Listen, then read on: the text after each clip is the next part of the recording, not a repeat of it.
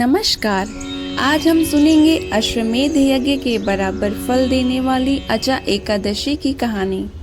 तो स्वागत है आपका एक बार फिर से इस पावन अवसर पर हमारे चैनल चेतना पथ में।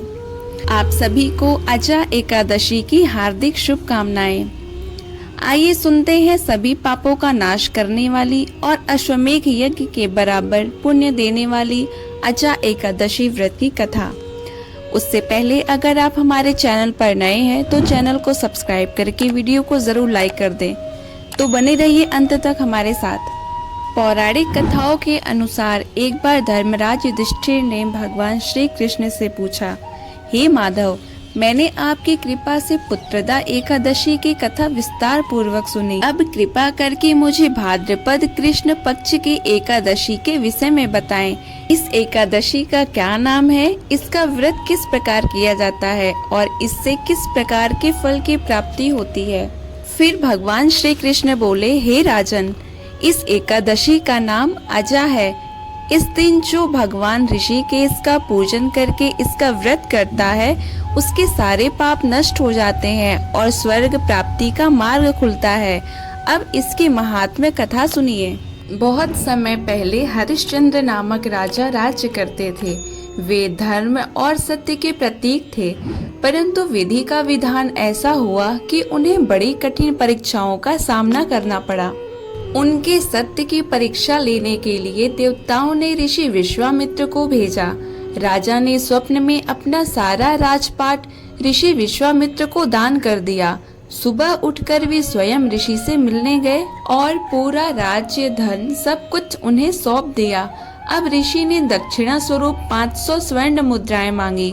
राजा के पास कुछ नहीं था, इसलिए उन्होंने पत्नी और पुत्र को बेचकर धन इकट्ठा किया और फिर स्वयं भी चंडाल को बेच दिया। राजा हरिश्चंद्र अब शमशानों में शवों का दाह कराने का कार्य करने लगे। उनकी पत्नी और पुत्र दोनों किसी और के यहाँ काम करने लगे थे। कई वर्षों तक वे बहुत दुखी हुए और सत्य पर डटे रहे। एक बार गौतम ऋषि वहाँ आए। राजा ने अपना सारा दुख उनको सुनाया। ऋषि ने कहा कि यह आपके पूर्व जन्म के कर्मों का फल है, लेकिन आप भाद्रपद कृष्ण पक्ष एकादशी का विधि पूर्वक व्रत करिए, इससे आपके सारे कष्ट दूर हो जाएंगे। ऐसा कहकर महर्षि गौतम अंतर ध्यान हो गए। मुनि की बात सुनकर राजा हरिश्चंद्र ने पूरी श्रद्धा से अजा एकादशी व्रत का पालन किया।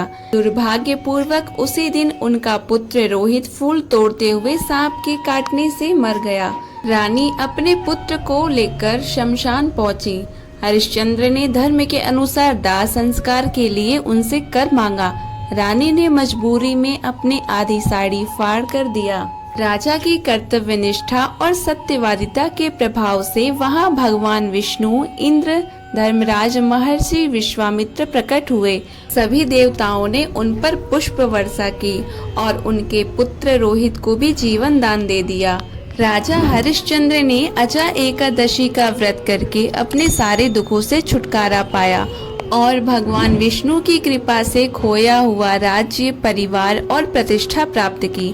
भगवान श्री कृष्ण ने कहा कि हे धर्मराज युधिष्ठिर, जो मनुष्य अजा एकादशी व्रत करेगा वो सब पापों से मुक्त होकर स्वर्ग लोक को प्राप्त करेगा। तो दोस्तों, ये थी अजा एकादशी व्रत की कथा। यदि आपको ये कथा पसंद आई हो तो इसे आगे जरूर शेयर करें। तो हमारे साथ ऐसी ही अनोखी धार्मिक कथाओं से जुड़े रहने के लिए हमारे चैनल चेतना पथ को सब्सक्राइब करके बेल आइकन को जरूर दबाएं, जिससे आपको अगली वीडियो का नोटिफिकेशन मिल सके। फिर मिलते हैं एक नई धार्मिक कथा के साथ। जय श्री कृष्णा।